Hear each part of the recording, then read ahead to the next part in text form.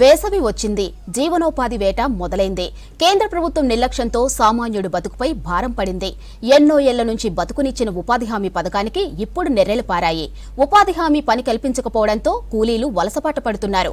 ఇక గ్రామీణ స్థాయి ప్రజలు వేసవిలో పొట్టకోటి కోసం ఇబ్బంది పడకుండా కాంగ్రెస్ ప్రభుత్వం ప్రవేశపెట్టిన ఎన్ఆర్జీఎస్ ను నేటి కేంద్ర ప్రభుత్వం నిర్వీర్యం చేస్తుందని విమర్శలు వస్తున్నాయి.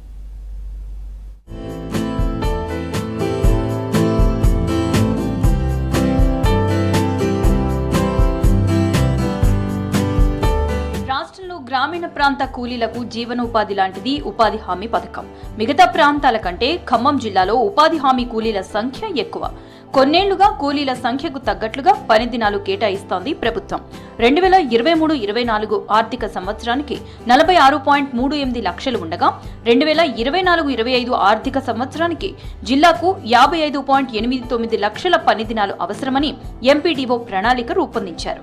కూలీల నుంచి వచ్చిన డిమాండ్తో 62.17 లక్షలకు పని దినాలను పెంచింది ప్రభుత్వం. కానీ కూలీలకు పని కల్పించడంలో అధికారులు విఫలమయ్యారనే విమర్శలు వస్తున్నాయి.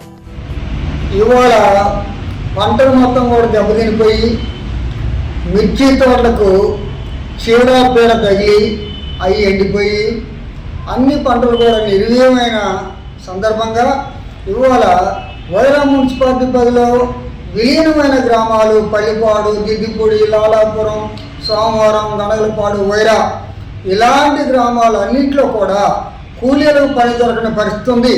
కాబట్టి కేంద్ర ప్రభుత్వం వెంటనే స్పందించి వాళ్ళకు ఉపాధి హామీ పథకంలో పని కల్పించాలని నేను కోరుతున్నాను. జిల్లాలో ఉపాధి హామీ పథకం పనుల కోసం ఎదురు చూస్తున్నారు కూలీలు. ఆర్థిక సంవత్సరం పూర్తి కావస్తున్నా ఇప్పటికీ పని కల్పించలేదు. అధికారుల నిర్లక్ష్యంతో కూలీలు ఇతర ప్రాంతాలకు వలస వెళ్తున్నారు. సొంత గ్రామాల్లో పని దొరక్క బతుకు తెరువు కోసం పక్క గ్రామాలకు, ఇతర జిల్లాలకు వెళ్తున్నారు. వ్యవసాయం పనులన్నీ అయిపోయినాయి. 100 రోజుల పని మాకు సాయం చేయండి. కుటుంబాలు గడవట్లేదు. ఎండలు చూస్తే బాగా వచ్చినాయి. చాలా లేట్ అయిపోయింది. 15 సంవత్సరాల నుంచి మేము చేసినాం. మా ఆయన మేమందరం ఆ పని చేసుకుంటేనే మాకు వెళ్ళిద్ది. పని తొందరగా మాకు సాయం చేయండి. జిల్లాలో ఉపాధి హామీ పనులకు వెళ్లే కుటుంబాల సంఖ్య 1.82 లక్షలు. ఇందులో యాక్టివ్ కూలీల సంఖ్య 3.07 లక్షలు. ఈ ఏడాది మిర్చి పంట దెబ్బతినడం, పత్తి ముందుగానే బీడుపోవడంతో కూలీలకు పని దొరకటం లేదు. సాధారణంగా మార్చి నెలాఖరు నుంచి ఉపాధి పనుల కోసం చూసే కూలీలు ఈ ఏడాది ఫిబ్రవరి 2వ వారం నుంచి పనుల కోసం ఎదురు చూస్తున్నారు. గత 18 సంవత్సరాల నుంచి ఉపాధి హామీలు పనులు చేస్తాను. ఇప్పుడు మాకు వ్యవసాయ పనులు, మిర్చి కోతలు కానీ, వేరు పంటలు కానీ మొత్తం అయిపోయినాయి పనులు. మాకు ఉపాధి హామీ పనులు కావాలని మేము కోరుకుంటున్నాం. కానీ అధికారులు శ్రద్ధ చూపట్లేదు.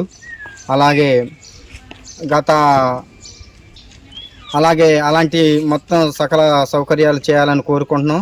అలాగే గిట్టుబాటు ధరలు కూడా మాకు కల్పించాలని కోరుకున్నాం.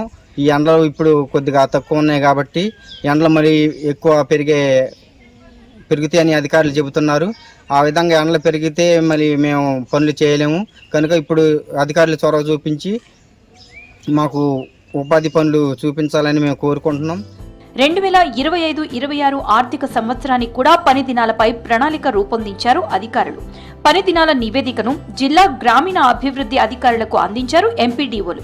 వచ్చే ఆర్థిక సంవత్సరానికి 54.97 లక్షల పని దినాలు కల్పించాలని నివేదిక ఇచ్చారు. ఈ రిపోర్టు ఆధారంగా జిల్లాకు పని దినాల లక్ష్యాన్ని ఖరారు చేయనుంది సర్కార్. ఉపాధి హామీ కూలీలు ఏమి అడిగినా కూడా ఈరోజు పనులు చూపించినటువంటి పరిస్థితి తెలంగాణ రాష్ట్రంలో కనబడుతుంది. తెలంగాణ రాష్ట్రం ఏర్పడ్డ కాంచి ఇప్పుడు వచ్చినటువంటి గవర్నమెంట్ ఏదైతే ఉందో కార్డులన్నీ కొట్టేసి కొన్ని కార్డులకే పరిమితం ఇచ్చి ఈరోజు ఉన్నటువంటి కూలీలకి ఎవరైతే ఉన్నారో ఆ కూలీలకి అన్యాయం జరుగుతుంది. ఆ కూలీలకు కూడా మాస్టర్లు లేకుండా ఈరోజు ఆధార్ పట్టికతోటి ఈరోజు తీసుకొస్తున్నటువంటి పరిస్థితి. అదేవిధంగా సెల్ యాప్ ద్వారా కూడా సిగ్నల్ లేని ఏరియాలలో సిగ్నల్ లేకుండా కూలీలకు కూడా అన్యాయం జరుగుతుంది. వారంలో కూడా కొన్ని డబ్బులు పడి కొంతమంది డబ్బులు పడిన పరిస్థితి కూడా తెలంగాణ రాష్ట్రంలో కనబడుతుంది. స్వయంగా ఒక గ్రామ పంచాయతీకి కూడా ఈరోజు ఆ కూలీలకు కూడా చాలా తక్కువ పనిలో చూపించి కూలీలకు చాలా అన్యాయం జరుగుతుంది. అన్యాయం లేకుండా ఈరోజు అధికారంలో ఉన్నటువంటి ప్రభుత్వం ఏదైతే ఉందో కూలీలకి రేట్లు కల్పించేటట్టుగా, అదేవిధంగా ఆ కూలీలు ఎవరైతే ఉన్నారో ఆ కూలీలందరికీ కూడా ఈరోజు రేట్లు పెంచి ఆ కూలీలకి న్యాయం జరిపించాలని మేము కోరుకుంటున్నాము.